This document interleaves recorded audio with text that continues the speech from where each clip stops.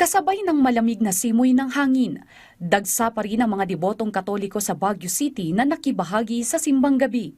Sa Baguio Cathedral, pumunta ang mga residente at mga turista upang makiisa at pasalamatan ang may kapal. Bitbit ang kanilang panata at pananampalataya para ipagdiwang ang tradisyon na matagal ng bahagi ng kulturang Pilipino tuwing sasapit ang Pasko.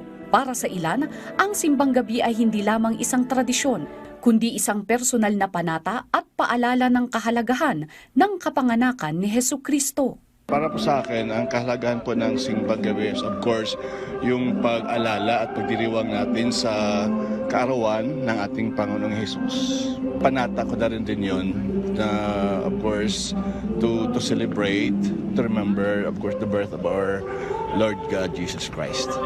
Para kay Karen na taga-Tacloban, ang simbang gabi ay pagkakataon upang magpasalamat sa mga biyayang natanggap sa buong taon. I feel so blessed and glad also na ang daming sumimba at least na commemorate pa rin natin ang spirit of and the tradition ng simbang gabi. Being thankful and grateful for all the blessings received throughout the year, and also giving back to our Lord Jesus Christ all the blessings na binigay. Sa unang araw ng simbang gabi, pinangunahan ni Bishop Reverend Rafael Cruz ang misa ng simbang gabi.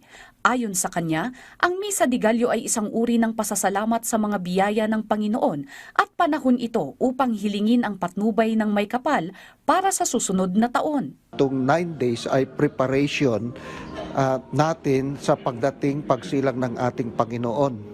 Pero itong 9 days na ito, ang kapiling natin talaga tutulong sa atin sa paghahanda ay ang Blessed Virgin Mary.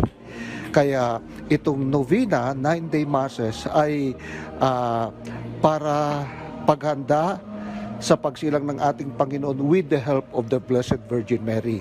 Anya, hindi lamang paghahanda para sa Pasko ang aktibidad. Binigyang diin niya ang mahalagang papel ng mahal na Birheng Maria sa paghahanda sa pagsilang ng Panginoon. Sariling atin ito.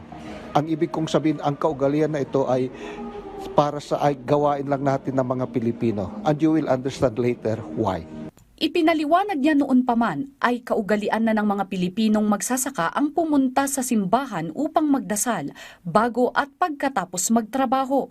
Patunay ang dami ng nakiisa sa una at ikalawang araw ng simbang gabi na matatag pa rin ang pananampalataya ng mga Pilipino sa may kapal.